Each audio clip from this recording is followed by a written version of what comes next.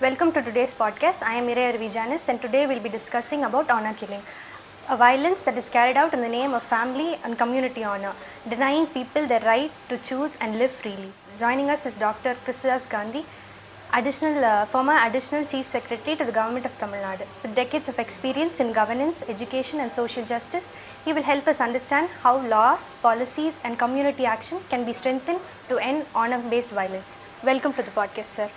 To begin with, in your view, what is honor killing in the context of India and why does it continues to remain an issue in India? First of all, I have severe objection to this use of word honor for this murderous killings.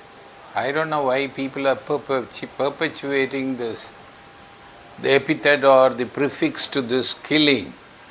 This killing itself is very dastardly.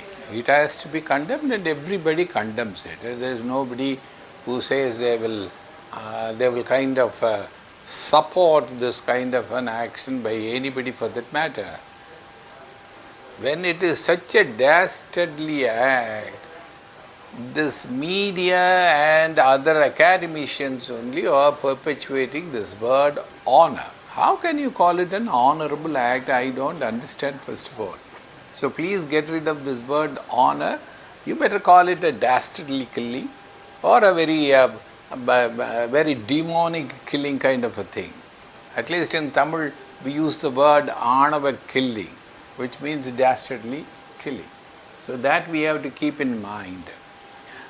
This kind of a killing, in India especially, originates from two perceptions or two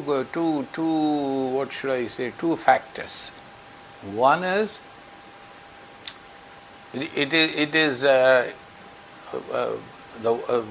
one is the established kind of dislike for a set of people in this country who are called scheduled castes. We call them Sandros in Tamil. They are not castemen, we should keep in mind. They are the people who have come out of who have refused to accept the caste system. Therefore, they are casteless creed. So, therefore, some people are inclined to call this kind of a killing as caste killing. It is also not because of caste that these dastardly acts are committed. It is basically targeted against the set of people who are called scheduled castes in this country, and that is why that's why this kind of a thing occurs mostly or only in India and in no other country for that matter. Then, number two. Partly somebody may say that it is because of the paternal kind of prerogatives that this society is propounding that these acts take place. But I don't find that these killings are targeted only against women or being committed only by men. You will find that in most of these cases, either the direct culprit or the culprit in collaboration or women also. Like the girl's mother or girl's mother-in-law, they are also involved in this. And therefore, I wouldn't say that it is because of the male chauvinism that is more prevalent in India. It is basically against the lofty concept of love, the love that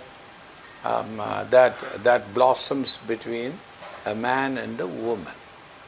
And those who don't like this kind of an association, then they dare to indulge in such acts. Therefore, I will say that in India, these two are happening because of these basic two factors. One, the prejudice against love, and number two, the prejudice against a whole set of people who are called Sandros. I wouldn't even say that this is because of the discriminations that prevail between men on different counts. There can be discrimination on account of material wealth. There can be discrimination between genders. There can be discrimination on the basis of region, religions also. I find that in these kinds of killings, even the religious differences don't surface. People who marry across religions, somehow they get reconciled, or the one, either the man or the woman, they go over to the other religion and some kind of a reconciliation takes place, and it ends up in a happy wedding. So this is what is happening in India. It's basically because of these social factors. Sir, in India, what are the laws that are governing honor killing issue, and do you think we need a specific legislation to address this issue? As on date, I don't think there is any specific law. Now the usual law, the criminal laws apply to this also. It is being treated as the murder. Somebody is charged because of under murder sections or grave injury sections, or if it is against scheduled castes, under they invoke the 1989 Prevention of Atrocities Act. Besides that, I don't think there are any law as such which governs this specific kind of an act. Of course, there are several executive directives. Even the Supreme Court has also given certain directives to executives as to how they should tackle such a situation, and what kind of a security that needs to be given to such people and all that. But still, I don't think there is any particular law. But as is now being demanded, I also feel that a specific law, a stringent law, can help improve the situation. People are in the process of several states are in the process of evolving a separate law for dealing with such cases. Sir, from your experience in governance, what are the issues the police officials and district officials face while preventing and prosecuting honor killing cases? They don't have absolutely any kind of an obstruction. Authorities in general don't have any obstruction whatsoever to perform their duties. In spite of that, if there is an official, either an administrative officer like a collector or a secretary, or a police officer like the station police officer to the superintendent of police, or anybody for that matter, there is no obstruction as such on them to perform their bounden duty. But these officers have perceptions of somebody from somewhere intervening in their performance. That is very phony. That is not I wouldn't call it a very realistic appreciation of the situations, especially when such diabolic and dastardly acts are committed. I don't think anybody will interfere in the course of investigation or prosecution. If somebody is feeling that way, then something is wrong with that particular individual officer. He is susceptible to pressures. That's how I will say. Otherwise, there is no obstruction whatsoever. Sir, just a follow-up question. During your years of service as an administrator, was there any one particular honor killing case that stood out to you? And could you highlight that case and explain how the administration and law enforcement dealt with it? That you can find out from the newspapers, plenty of them are there. I may not be able to recall each and every one of them. Of course, that particular case in Pollachi, I think that girl's name is Kausalya, where her husband,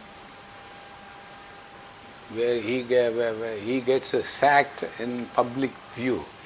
That is one case. That is a very I cite that case because it is done so openly. That means the people who commit these offences will not realize by their own self what they are doing. They are men of no conscience, and they also have no fear of anything at all, anywhere, either societal reaction or an administrative reaction or a penal punishment by law. So they go beyond all that, and that's how they are committing it in the open. So this is one thing that we have to keep in mind, and therefore I personally believe that no law can ultimately and absolutely get rid of these things, because these are human fallibilities. So these things will keep on occurring, but then it may not be to the extent as it was in the past. Somewhere somebody is going to oppose a love marriage. So therefore I basically feel that if there has to be a law or a regulation or some intervention by the government, it should be more on providing strength to these couples by way of counseling them, by way of providing them appropriate security. By security, I don't mean only security of the gods. I am saying security in life. So somebody should give them a firm footing in life. Some livelihood should be there. Such people, if they are left to the mercy of the society, then they wouldn't know what to do, how to face the oppositions and all that. Therefore, there should be more attention on these subjects. It can be done in several ways. First of all, anybody and everybody who already face some opposition in getting this union done, they can straight away be asked to approach certain authorities who can provide them a good housing, who can provide them a good employment, so that they live live on their own foot. So this is one thing that needs to be done. The other thing which I feel which needs to be legally done is, more than depending upon the government prosecutors, the victims should be allowed to engage their own counsels at the government cost. Like as it has been done in the 1989 Prevention of Atrocities Act, the victims should have this privilege of engaging a very solid advocate of their own who can take up this case. Sir, what concrete protection mechanisms such as safe houses, helplines, police intervention or witness protection do you believe should be strengthened or newly introduced to protect the couples or individuals who are at risk of honor-based violence? So, there are several things that can be done. After all, these are not several cases. It happens at best one or two in a year in a state. So, it should not be all that difficult for the government to provide them a lot of safety measures. Safety measures in the sense, the good housing, a good kind of a livelihood, of course, a good counseling now and then with the local administration, either with the police or with the social department, there can be somebody who can be exclusively assigned this job of counseling these people, because sometimes they are being drawn by their perpetrators in a very deceitful manner, like the parents are calling them to come to their place so that they can give them a good feast and all that. They fall prey to this. They don't know. They think that it is a process of reconciliation that has started, and unwittingly they go and get caught there. So these kinds of counseling, there should be somebody. There should be somebody, a nominated officer. He need not be an exclusive officer. He can be somebody from the social welfare departments or even from the general administration department. Then these are things that can be directed against the subjects, the man and the woman. If at all there is a law that should come exclusively for this crime,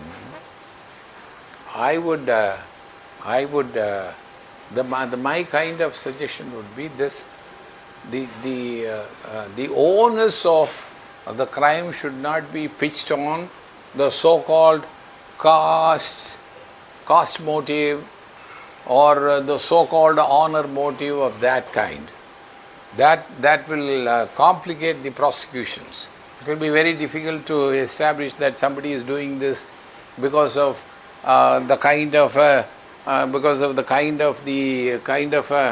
the madness that he has for his caste belongings, or because of the hatred that he has against some other caste. It's very difficult to prove in prosecution.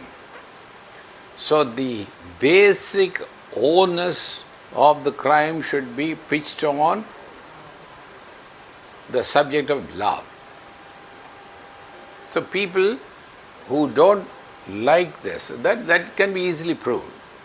Between the man and the wife, so somebody is not approving of the match, and therefore they go for this thing. But otherwise, how do you say that somebody is against a caste, he doesn't like a caste? Nobody will have a precedence of dislike for any particular caste. So these matters will complicate. There is only one thing, where the law should not bring in other elements like caste, religion or whatever. Everything should converge on this subject of the love and passion between the man and the wife. This is one thing. And the second thing is, while it can, the act can prescribe the highest kind of a punishment, even a capital punishment for this act when proved, it's not going to help the victims as such. And it is also no guarantee that the successive people will be deterred from doing this act. The best thing would be to make the accused pay to the victim in several manners. Like, for example, the assets of the accused can be given over to the victims. Then another thing is, when I say the assets of the accused and his or her family, all the assets should be turned over to the victims, not even the governments. So this should be a very revolutionary act, and that will bring in very revolutionary changes also, I feel. So this is one thing. And the second thing that the act should include is externment of the family from a particular locality where the crime is being committed. That should also be brought in.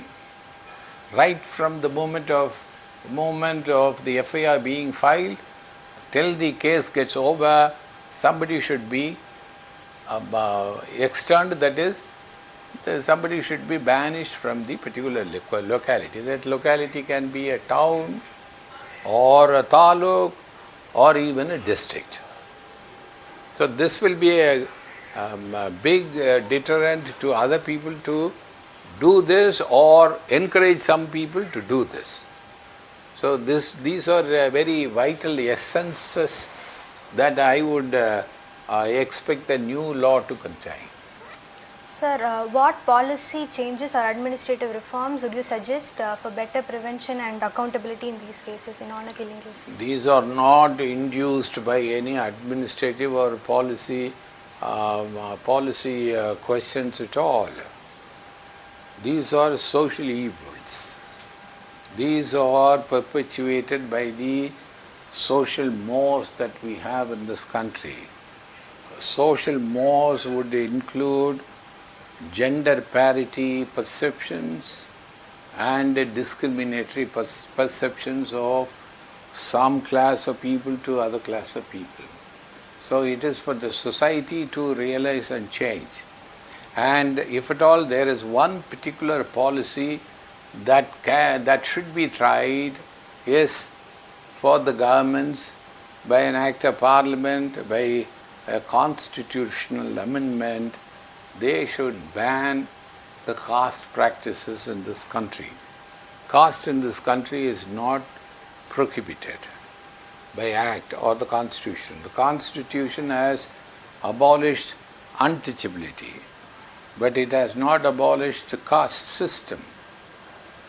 So therefore that will be a stentorian kind of a policy change that has to be brought in this country, not only for checking such offences but also for so many other social changes in this country, because I personally feel that all kinds of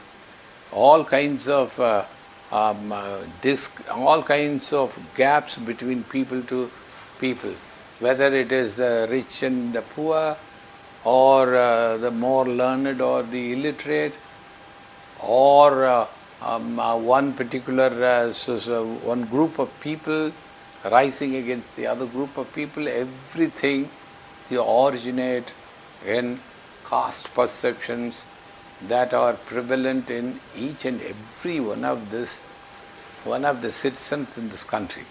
They absolutely have no kind of a qualm in saying that they belong to this particular fold, and they have no shame in claiming that they are so and so. So this will have to go. And though the constitution says nobody will be discriminated on the basis of caste and all that, you can't ban or prohibit your faith. That is a religion. But you can jolly well prohibit, ban, banish and annihilate caste in this country through constitution. So that is the one thing that will have to be borne in mind. Sir, how can law students and young citizens contribute meaningfully to spreading awareness against honor You have to killings? be basically a human being.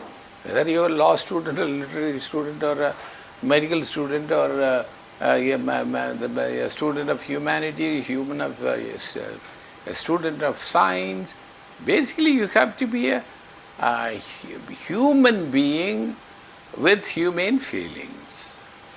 A law student as such, what will have you? A student is a student. He is a youngster. He is part of the youth group. So you should nurture.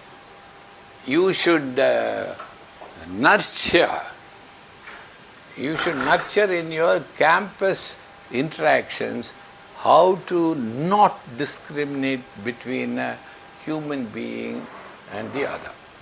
That is the only thing. If you can practice this quite well in your campus surroundings, as a younger generation, when you come into the world for your worldly life, you will be a more kind of a balanced person. Otherwise, as a law student as such, you want to go on an agitation, all law students getting together and shouting against the system, all that will not do any good. Basically, you have to individually as well as a collective, you should be a very, very unprejudiced person. Sir, finally, if you had to suggest one urgent reform or message to society to eliminate honor killings, what would it be? First of all, first eliminate this honor epithet, prefix. You call it a dastardly killing. You don't call it honor killing. And number two, as I told you, it is focused on two aspects. Somebody's perception on love, whether we encourage love or not. Love is beyond all barriers. Everybody knows that. Love does not blossom between two similar people. A rich man or a rich woman going to that's not love. So,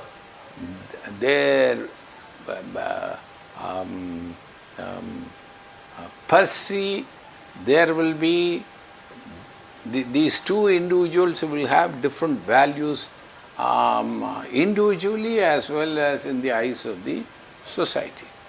So, first, in spite of these differences, the people surrounding these two individuals and the society at large should have a very positive outlook for marriages, weddings emanating out of love. They should not, even if they are not in a position to encourage it, at least don't discourage them.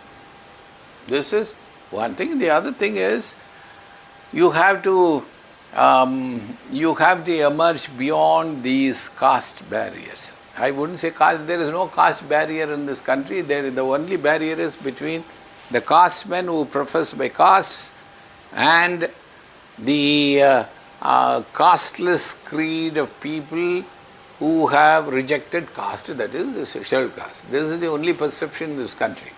So therefore, whether the society as such is able to stand above this concept of caste or not, the society is bound to strengthen the scheduled castes who have disowned castes. They have to strengthen them because they are being targeted by the people who are professing by the caste. So, if you strengthen the other people, at least they will be able to defend themselves when they are encountered with these kinds of the kinds of anomalies that arise. So, strengthen these people. I would call it put valor in the vulnerable. That is how it should be. Thank you, sir, for sharing your valuable insights with us.